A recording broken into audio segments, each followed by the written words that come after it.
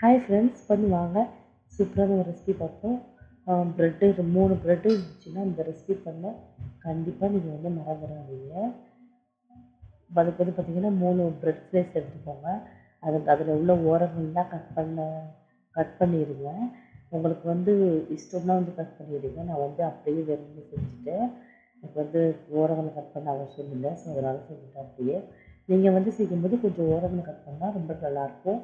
Cake மாதிரி இருக்கும் பார்க்குறதுக்கு ரொம்ப.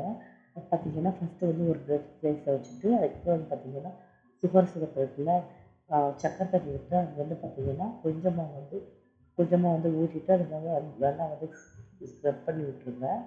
அதுக்கப்புறம் பார்த்திங்கன்னா சாக்கோ சிரப்பு மேலே கொஞ்சமாக ஊற்றிக்கோங்க. ஊற்றிட்டு நல்லா அதையும் பார்த்திங்கன்னா நல்லா எல்லா பக்கத்துலையும் படுற மாதிரி நல்லா எல்லா பக்கத்துலேயும் வர்ற மாதிரி நல்லா தடவிக்கோங்க. தடவிட்டு பார்த்திங்கன்னா இன்னும் ப்ரெட் ஸ்லைஸே வச்சுட்டு அதே மெத்தட் தான், சேம் மெத்தட் தான். சுகர் சிரப்பு அதுக்கு மேலே பார்த்திங்கன்னா இந்த சாக்கோ சிரப்பு ஊற்றிட்டு நல்லா அதையும் நல்லா ஸ்ப்ரெட் பண்ணிக்கோங்க.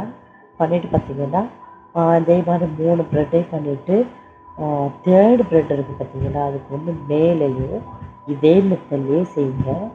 செஞ்சுட்டு மேட்டாப்பில் கொஞ்சம் நட்ஸை ஓரங்களில் தூவி விட்டு கொடுத்தீங்கன்னு வைங்க, சூப்பராக இருக்கும்.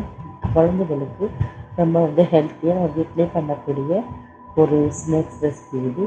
ரொம்ப டேஸ்ட்டாக இருக்கும். கண்டிப்பாக நீங்கள் உங்கள் குழந்தைங்களுக்கு வீட்டில் செஞ்சு கொடுத்துட்டு கீழே கமெண்ட் பண்ணுங்கள் உங்களுக்கு எப்படின்னு சொல்லிவிட்டு. ஓகே ஃப்ரெண்ட்ஸ், அந்த வீடியோ பிடிச்சிருந்தா கண்டிப்பாக மறக்காமல் சப்ஸ்கிரைப் பண்ணிக்கோங்க, ஷேர் பண்ணுங்கள், லைக் பண்ணுங்கள்.